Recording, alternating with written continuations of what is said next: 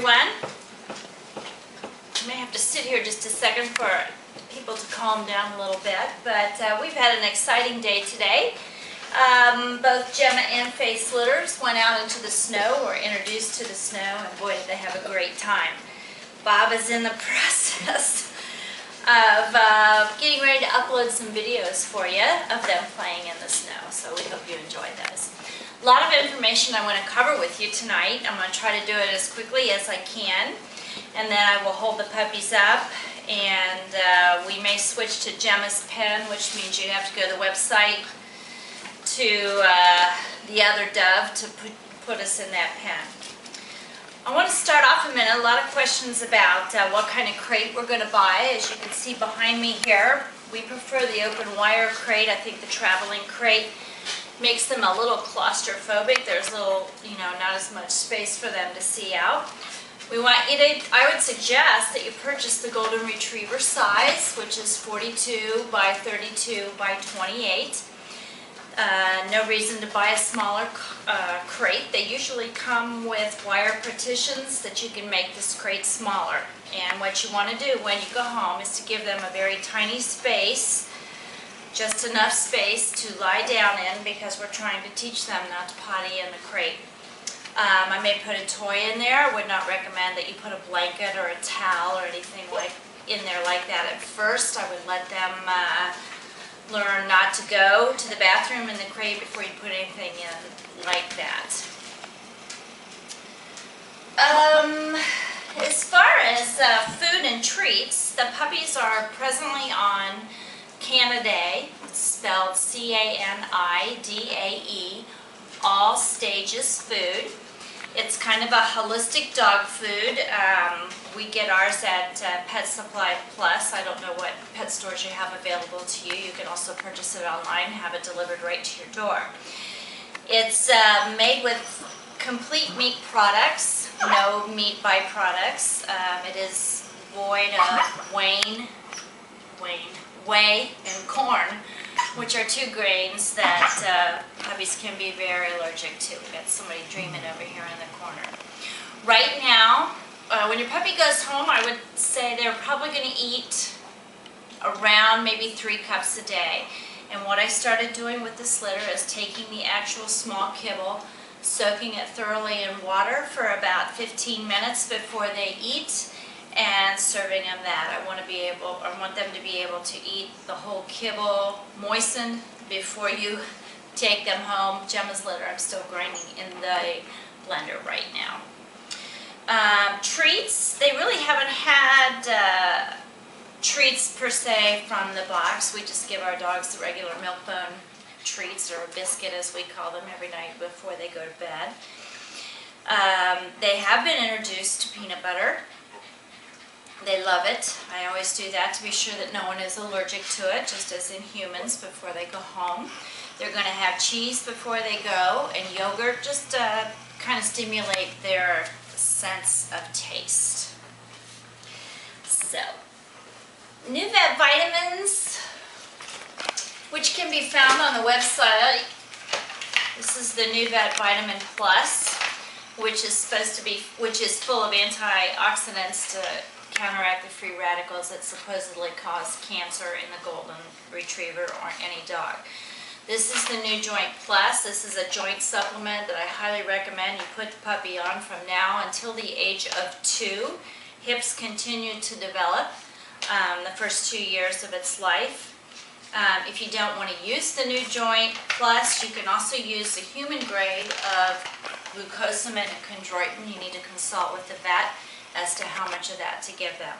Joint supplements, I feel, are very important for developing hips, as is the type of exercise that you give your puppy. I would not give them exercise them heavily the first 2 years of life, such as jogging or running on concrete.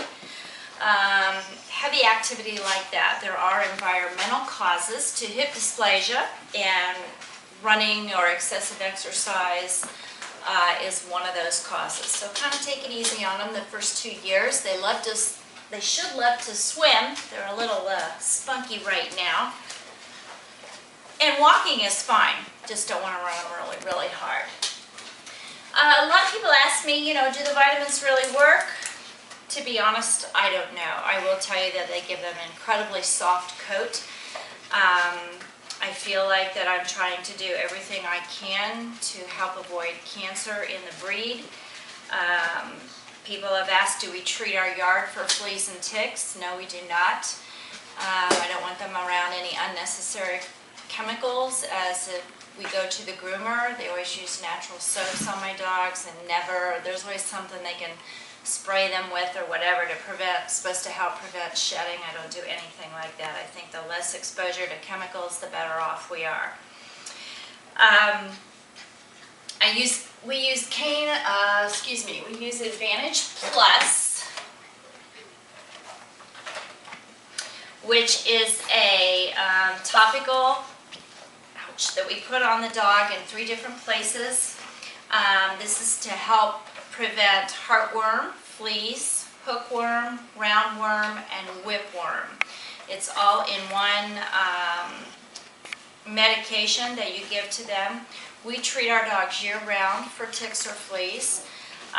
Ticks can be a cause of some serious diseases such as Lyme's disease, which can be fatal to the dog. So if you're in an area that's heavily wooded, I would really consider treating them year-round. This also takes the place of Heartgard. If you prefer to use Heartgard, that is fine too, but then you have to supplement that with some kind of flea and tick treatment. So that's what we use for that. Okay, I'm going to talk a lot about when you take your new puppy home. First thing I want you to remember when you go home is that everything your puppy is exposed to is going to be brand new. It's going to be the first time that it's been away from its litter mates and its mother, and it's going to be a little overwhelmed, and the puppy's probably going to cry. And I want to tell you that it's okay if your puppy cries. What I want to reassure you not to do is that when you're training the puppy that you not coddle them, as I call it. And she may not respond right away to your command of sit and shake. You have to remember that she's used to hearing my voice or Bob's, and it's going to take a while for them to get used to new surroundings. But when they do make a mistake or when they cry, please don't pick them up and say, oh, it's okay, and that's really hard to do. What you want to do is reinforce that with positive behavior. So if they're crying, I would consider that to be a negative behavior, and instead of reinforcing that, I'm going to pick her up and I'm going to say, good girl, and redirect her to something else. At nighttime when we go to bed in the crate, she's probably going to cry. I have had them all in the crate, and I'll be very honest that neither litter likes it in there very well. One of my goals has always been to maybe have them crate changed by the time they go home, but sorry guys, I haven't been real successful with that, but at least they are exposed to the crate. The first thing I would do when you get to your house is to take them into the backyard, introduce them to the place where they're going to go potty. Let them sniff it out and get familiar with it. People have asked me if you can train the dog to go to the bathroom in one spot. Bob and I have never done that ourselves, but we heard that it is possible. There is a product called Puppy Aid that you can buy that you spray, which I used to spray on the litter here and the piddle pads when I first started training them, that has a scent that will kind of draw them to that area. So give it a try. I've never done it, so I can't speak firsthand about how successful that is. But introduce them to that area. And then when you take them inside, I would introduce them to a very small space. If you're going to be in a laundry room or the kitchen, I wouldn't take them home and give them full reign of the house. Are you chewing on my new vet?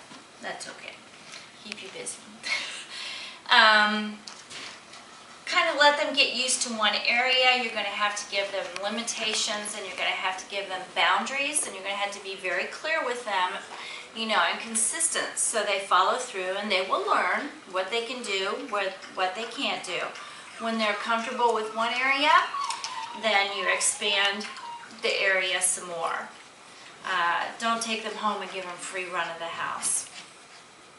When it comes time to go to bed, Bob and I usually put the crate in our bedroom if the puppy's 7, 8 weeks old. The reason we do that, and I'm a very light sleeper, but we do that so that the puppy knows that someone is near. And normally I cover the crate with a sheet entirely until maybe about this much of the front, from the floor up, space showing that they can see out. You're going to go home with a CD called Kennel Calm, which is part of Master's Voice Creations, the music that the beginnings of the thunderstorm and firework training. And it's supposed to have a calming effect on the dog. You can try playing that. I think it lasts 10 to 15 minutes. The other thing I usually do is to lay down on the floor right by the front of the crate, and I kind of slide my hand in the bottom. And ordinarily the puppy will lay on the other side of the crate and come and sleep right on my hand. And then when they go to sleep, I get up and go to bed. And they may wake up at night. You're probably going to need to take them out once during the evening or during the night to go to the bathroom. But usually then when they wake up and they kind of sit up and kind of see that you're near, then they're fine and they'll go back to sleep. I wouldn't do that any more than 3 or 4 days.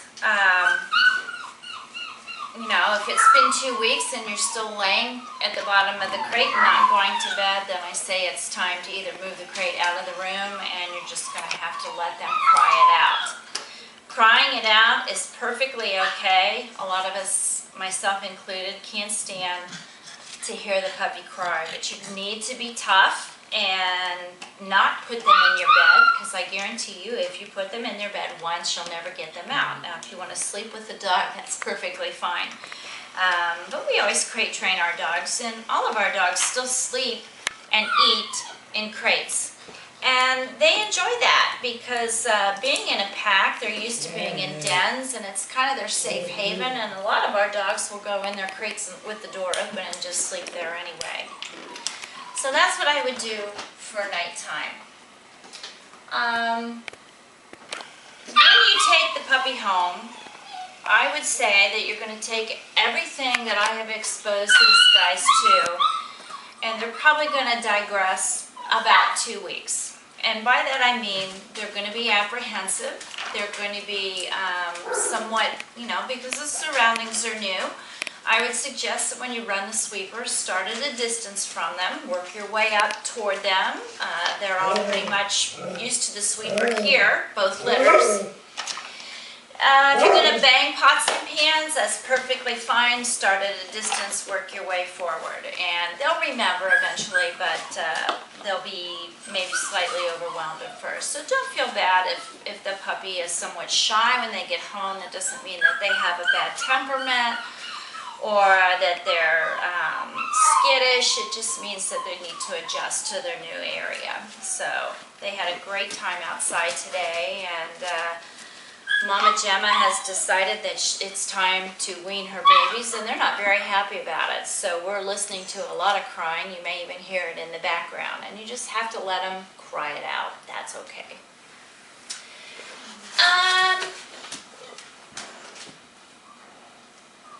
Going to bed. For those of you who have young children, I have my list over here so I don't forget what I'm going to say. For those of you who have young children, I ask you to please supervise the kids when they play with the puppy the first few weeks or whatever. I don't want the puppy to feel totally overwhelmed when they get to your house. Everybody pulling on them or tugging at them or trying to pick them up. You need to, their puppy's going to need their space. Puppy's going to need their space and need to get away. Faith. Maybe need to go in the crate or play with a toy, but just be careful and watch how the kids pick them up. There is a correct way to pick them up. Teach them to put the hand under the chest area One hand under the bottom. You want to be sure that you are holding the dog's hips no matter when you pick them up. If you're holding them like this, you're still supporting the hips. Don't ever pick the puppy up for extended periods of time and let the legs hang. So just a caution, I want them certainly to enjoy the puppy, but they are still young and we can still create a lot of fear in their demeanor. And I don't want them to be afraid of the kids or whatever. So just kind of take things really slow when you first get started. I want to take a minute to talk about toys.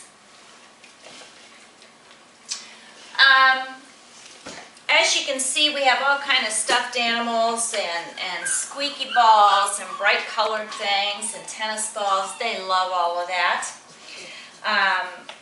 One of the toys, if you're gonna, I don't recommend that you use raw hides anymore. And the reason for that is after the dog chews on them, they become very soft and they're very easy for the dog to swallow whole. They can choke, or they could also end up with an obstruction, and we don't want that to happen because that can be very serious and lead to surgery. I do recommend Nylabones, spelled Nylabones, to chew on. They are practically indestructible. Okay? Now this is a small one. This is perfect for this size of dog. But you want to be sure that your toy is always somewhat bigger than your puppy. So as the puppy begins to grow, in about a month and a half, you know, maybe less than that depending on the size, this is going to be too small. So try to keep the toy a size bigger than the puppy is. The one toy I do not recommend are the rope toys or anything, anything that has this fringe on the end of it. This is very easy to pull out, and they will swallow and eat it, and again can cause obstruction. There are lots of toys that have these kind of ropes on them. They might be attached to a ball or a, something to tug. Those kind of toys are okay, but when you see that this part begins to fray, then I would take the toy away from the dog, because just as a safety precaution. If you're going to give them stuffed animals, 9 times out of 10 as they grow, they're going to try to get the squeaker out of the stuffed animal. These non-stuffed toys, this was a raccoon, I believe. They're great, but if the dog begins to tear the stuffing out and go for the squeaker, you need to throw, all that away. We don't want, again, the stuffing going down. Golden Retrievers are notorious for eating a lot of things. My vet and I laugh about it. I had one that ate, well actually it wasn't funny, but we had one that ate a bar of soap. He said he's had dogs eat pantyhose, socks, pacifier was the latest one. He showed us in an x-ray. So you just want to be careful, and kids, we need to puppy-proof the house, put the small toys up, tiny socks laying around are easy things as they grow that they will swallow. You're going to go home.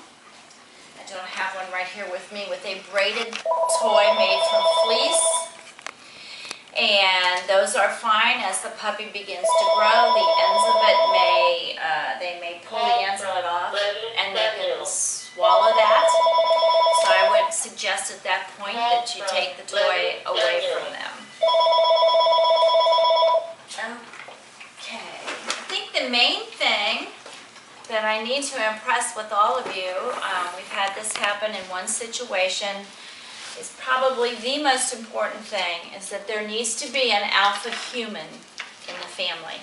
Okay, that means that you are in charge. You are the person in charge and not the puppy, because it's very easy for the puppy to train you. If you take them outside and go potty and give them a treat every time they go potty, you're going to find that they're going to go to the door and want to go outside just to eat the treat and come in when they don't have to go to the potty. They're smart. So, I would reward them with a lot of praise. I know at puppy school and dog school, they do give them treats, and that's okay. But I think the best thing you can do is just praise them, Faithy, and just, you know, for everything positive that they do. When you go home, if the puppy begins to bite like they were all doing on me, just very gently either redirect their attention to a different toy, or I grab very softly around the snout, give it a little bit of pressure, and tell them no. As the puppy is growing, and really from the beginning when you get the dog home, there are a few things you need to do. Faith. One is to be sure that you take the bowl of food away from the dog. Take the toys away from the dog. Take the nylon buns away. You should be able to do all that and the dog not have a problem with it. If your dog or pup would ever growl at you while you're doing that, then here's what you do. You very strongly take the nose. Now, I'm not going to do it hard on a puppy, but maybe 3 months or so, you might grab the snout, squeeze, maybe until you even get a whelp, and growl at them, just like Mama does. Okay, that's her way of telling them no, and they back off right away. Your children need to do that. Anyone that comes in the house can do that. Just so they learn, and pretty much by nature they know, you know, to not growl. That's not their normal temperament, but sometimes if they know that they're in charge, they will.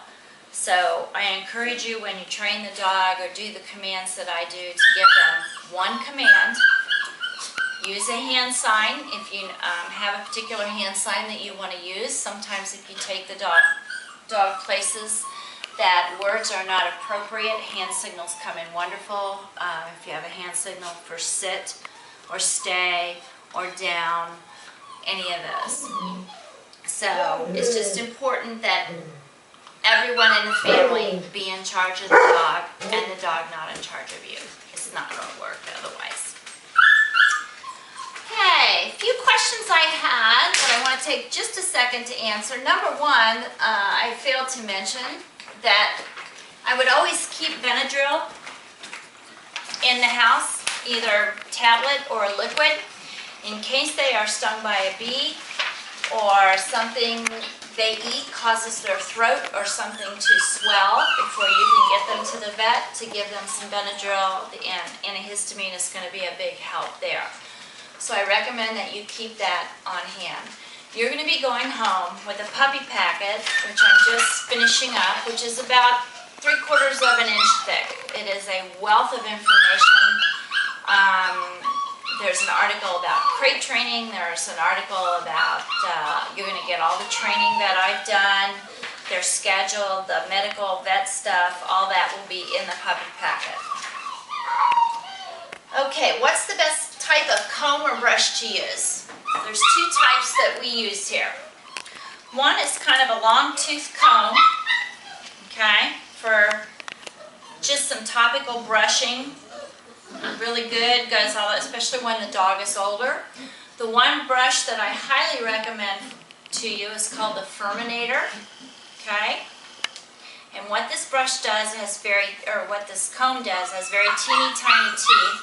It gets down to the underlayer of the coat. Golden Retrievers have have 2 layers of coat, and this second coat is the one that dies usually. And you can take this brush and you will brush for hours, and you can just pull the fur out. It helps with you know, the shedding in the house or those type of things. I would not buy this Furminator, as it's called, F-U-R M-I-N-A-T-O-R. Don't buy it at a pet store. It's going to cost you about $60. If you go on Amazon.com, we got ours for I think $18 or $19. So that's a must-have for every Golden Retriever owner. Do I have my dogs groomed? Yes. I have found a wonderful groomer at a PetSmart. I love him. He does a wonderful job. I go in and you know, he'll ask me what I want shampoo without chemicals in it, trim the feet, trim the nails. You'll know when it's time for your dog to be groomed. Now, they're probably not going to need to be groomed until they're about a year old and the feathering is all in. When the dog starts to look shaggy, you'll get a lot of fur here, or the fur's growing all up in between their paws, or the fur under the paw right here is really, really long. All that needs to be trimmed back. So, yes, I have them groomed. I have, depending on the type coat they have, a couple of them I have groomed every 6 to 8 weeks. The rest of them I might only have them groomed twice a year. I don't bath the dog on a regular basis, just when they need them. Bathing can dry out the skin. I do recommend that you use an oatmeal-based shampoo when you're shampooing your dog, or there's a, we get a shampoo from our vet that has kind of a medical, I forget what's all in it, but you can use that too. Something that doesn't dry the skin out.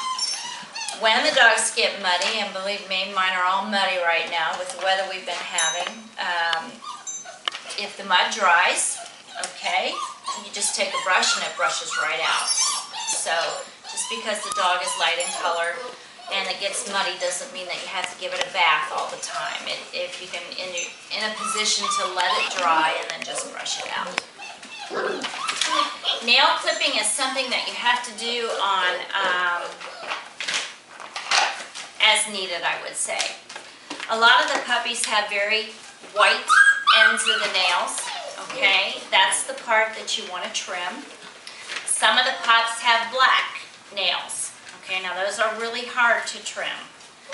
So number one, if you don't know what to trim, the first couple times I would only take a teeny tiny bit off. She's eating on my nose here. You know, or the vet will also trim the nails. You can take them into PetSmart or a grooming place like that, and they will trim the nails for you. The best, what did I just do with that? The nail trimmer, do you see one? Yeah, you put it back on the Furminator. Oh, okay. This nail trimmer has seen some better days, but this is the one Bob and I like the most. Okay, it has a circle on the top, and you just push it and it will cut the nail. It seems to work a little better than the scissor shape side. We feel that we have a little bit more control about where we're cutting. If you cut too deep, the puppy or the dog's going to yelp and it's going to bleed like crazy. So you might want to have a septic stick around as well to stop the bleeding. You just kind of touch it on the end of the nail and it will stop. But whenever they get long, you never want them to curl under. If you can hear the nails on the tile, it might be time to trim them. So this is what the kind of nail trimmer that I would recommend is the easiest one. Thank you, ma'am. Okay, what's the best way to transport your puppy and an adult? This is an excellent question, one I've never really thought to talk about. If you're driving a distance to get your pup and to take them home, if you have you know, 2-3 hour drive, I highly recommend that you put the puppy in a crate. Number one, to keep them secure, to keep them safe. Number two, they're not going to want to be held the whole time that you want to hold them in that particular drive home. If the car can handle a crate, that's what I recommend as far as taking them home. As an adult, I know a lot of people use the harnesses that I guess you attach to the seat belt. That's another way to keep them from romping all over the car. We have an SUV, and we have a dog barrier between the back and the seats, and we just put the dogs back there. We can't fit a big crate in the back of the SUV, so that's how we keep them out of the rest of the cars. But that's probably the safest way, I would say, to transport your dog. When you're taking the puppy home, Bob and I never usually stop at a rest area. Number one, because every dog in the world has been there to go potty. We stop at a gas station or someplace that has a grass area, put the pup down, let them do their thing, and then pick the dog. They will have had their first set of shots, but I just don't like to take any chances. And for that reason, we go someplace other than the rest area. We never take our dogs to dog parks. I would not take your puppy anywhere until they've had their entire 3 sets of shots and their rabies shots. My vet gives our rabies shots at around 4 months. You can have them around other animals as long as you know that all their vaccines are up to date. That's not a problem. I'm just worried about what they're going to pick up elsewhere. We have been to dog parks and come home with all kind of worms and parasites. Treating 11 dogs is not cheap to do. So I think the first 4 months I'd rather be safe than sorry. So keep them away from places where they can pick up unhealthy things. All right, I talked about the new vet. The size puppy collar that you need, these are all smalls, okay? And there's plenty of room on these for them to expand and grow. So I would start out with the small. You're going to have a Home Again chip tag that you can put on there if you wish. All the puppies will be microchipped when they have their first set of shots. Faith's litter, which we're looking at now, goes in next Wednesday for their checkups and their microchips. I usually don't like to put my dog's name on the collar. I would definitely have a tag made as to where you live and a phone number in case the dog gets out or gets loose or whatever, so that they'll know who to call. Although with the microchip, if you take it into any vet and they have a universal scanner, they can pick up the numbers, and Home Again is very, very good about letting us know about lost dogs. So that will be done. The microchip will be in between their shoulder blades, up around their neck somewhere, right in there. Okay, the bowl that I use, the feeding bowl. Okay, this is what I use, stainless steel. This is called a slow feeder bowl, has a dome in the center of it.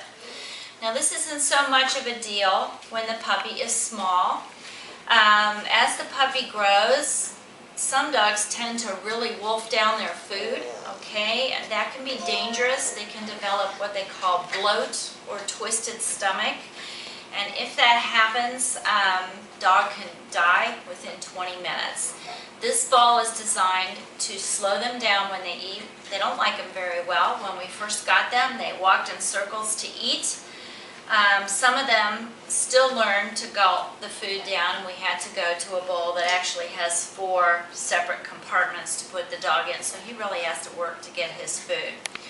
I do recommend stainless steel over plastic. The reason for that being, if you're going to use a plastic bowl, I don't know what the name of the chemical is, but be sure it is free from that chemical, just like any of our water bottles or anything that we use are now free from that chemical. Make sure the dog bowl is also free from that. I always have water available to them, show them where it is. They have had Gemma's litter had a bath once. These guys haven't had a bath yet. They will when they go to the vet next week. They'll be introduced to the water in the bathtub. We are running in and out of the tunnel and the agility hoop unprompted, which is great. It's been a little tough to do. I do it in the entryway or in the long part of the kitchen here. I hate the fact that they have not been able to go outside very much. It is just too cold, and it has been raining for about the last week here. So we took them out today. They were out for about 10 minutes. They're not used to being out in the cold, and they start to shiver, whatever. So when you get them home, take them out into the weather. Increase the time as you go. If they're running around and playing, like a lot of them do, that cold goes away really quick. So being outside is great for them. They are really bored being inside these pens here, even though they're really good size. Time to almost go home, right? Yeah, you guys are ready. So that's about everything that I wanted to cover tonight. I hope that answers a lot of your questions. I do want to say up front that all the video work and the website work, Bob needs to get credit for that. Spirit Golden Retrievers is a team effort. He does a lot to help me out and takes all the pictures. Some of the pictures you've posted are by one of our puppy buyers who is a professional photographer, and he has really taken some really nice pictures. So if you see a name under a picture, Dan, those go to you. I just want to, Gemma's litter is going to be really hard for me to let go. Not that Faith's isn't going to, but I hope to enjoy another litter from Faith in about a year. Gemma will be retired after this litter. Those puppies are incredibly special to me. For each of you who are taking one of them home, part of my heart goes with them and also with Faith's puppies. They've been a joy to raise. They all have wonderful temperaments, and I think you're all going to be very happy. I just ask that, this is a true passion for me to spend a lot of time with these guys, and I hope that you all respect your animal as a gift of God's creation, just as anything else.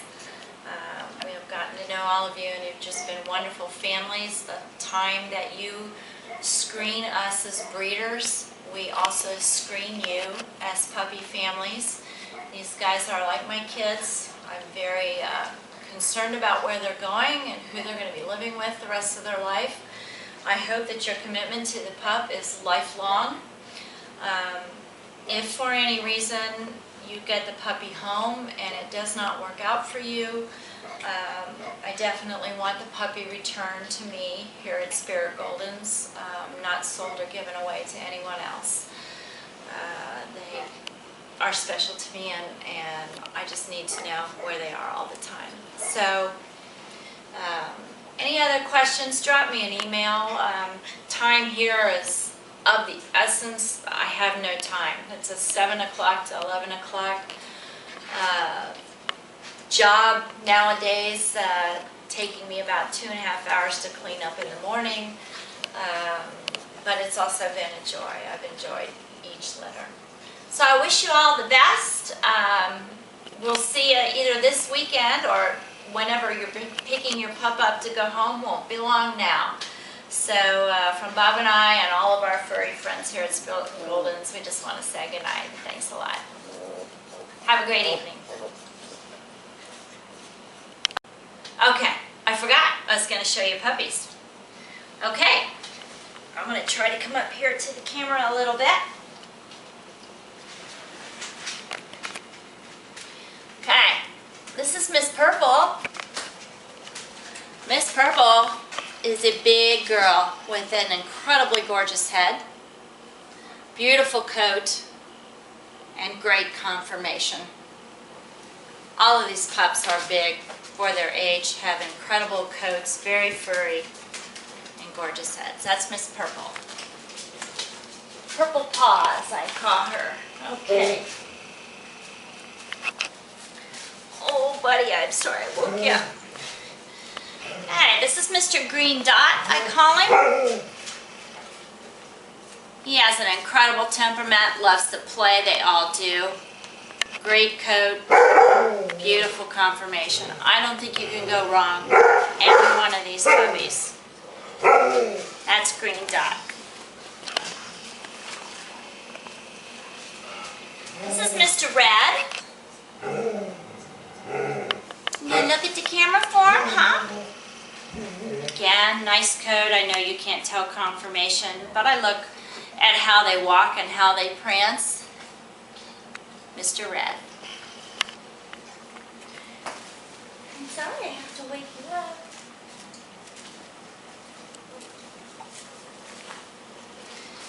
Okay, this is Miss, actually she has a flowered collar. Big girl, big fluffy coat, gorgeous head conformation. You're looking for square ear, broad ear, and square snout to match.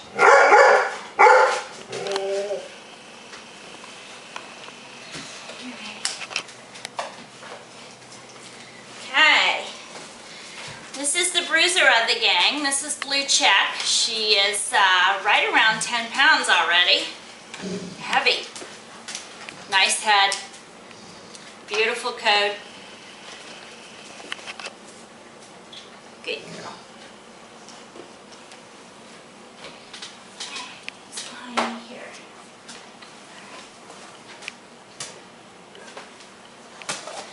This is Mr. Blue Snowflake. He had a great time out in the snow today. Again, gorgeous head. Beautiful eyelashes coming. I have a big thing about eyelashes. Beautiful coat.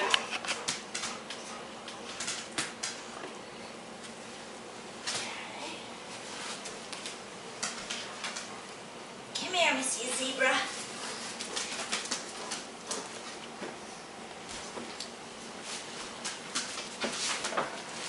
This is pink and black.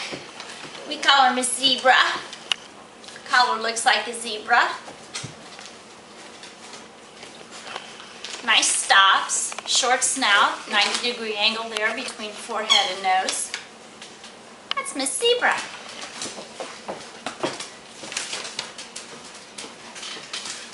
Come here.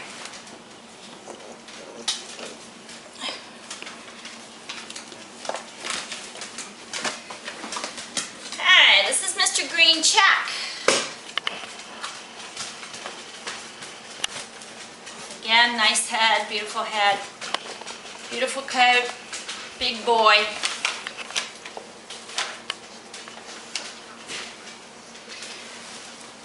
Come here, baby. Oh, come here, baby. Okay, I just woke Miss White up. This is Miss White. Gorgeous.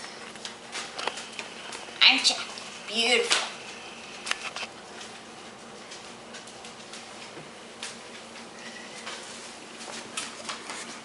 Come here, buddy.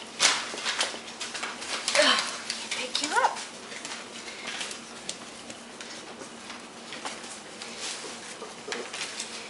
This is the big boy of the gang. This is Mr. Argyle. He has an Argyle collar. Gorgeous head. Big fluffy coat. Beautiful boy. Okay, I think that's everybody. Pink, snowflake, green, and red. For those of you who have Gemma puppies, I'm going to ask you to go back to the website and to click on the other dove. I'm going to go over to her pen and I'll be happy to hold those pups up for you.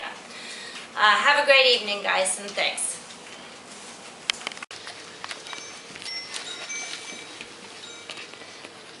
This is Miss Purple. Anybody on there, bud? Six. This is Miss Purple.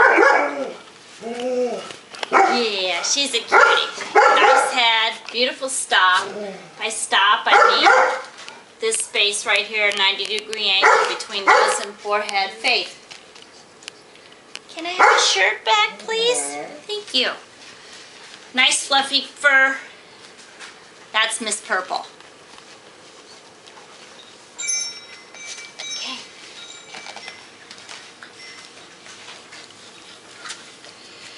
Hi, this is Miss Light Pink. This is Chloe. Okay.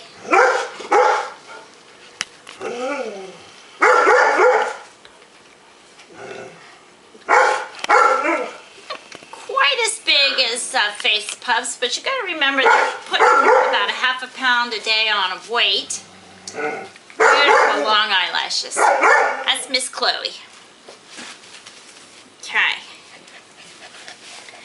This is Mr. Light Blue, or turquoise.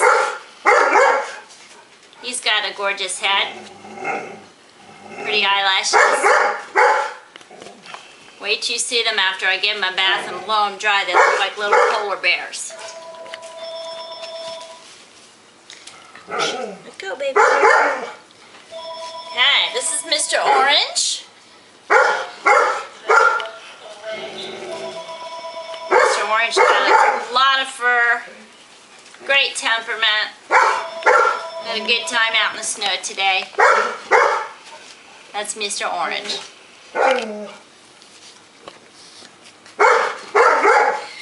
This is Miss Yellow. I call her the tank of the group. She's the biggest pup of all. Beautiful head.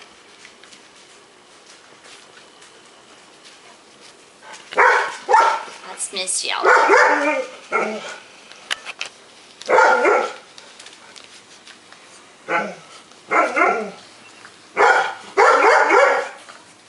This is Mr. Royal Blue.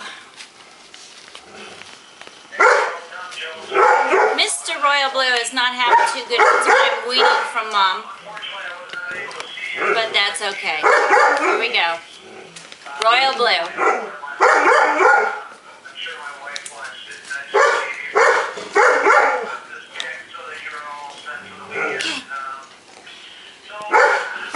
This is Mr. Red. Gorgeous head, beautiful fur. Stunningly long eyelashes. Mr. Red. Faith. Royal Blue Orange. Good deal here. Come here, buddy. This is Mr. Brown. Mr. Brown's a sweetheart. He loves to cuddle. Beautiful eyelashes. Mr. Brown. Okay. Come here, Mr. Green. Oh, Mr. Green. Come here, baby. Ooh. This is Mr. Green. Look at the camera. There you go. Mr. Green. I just woke him up. Nice fur. Good boy. And last but not least, come here, baby. No. This is little Miss Raspberry. She is as cute as a button. She loves the snow, loves to be outside, smart as a whip. Okay, I think we got everybody, guys. Have a great evening.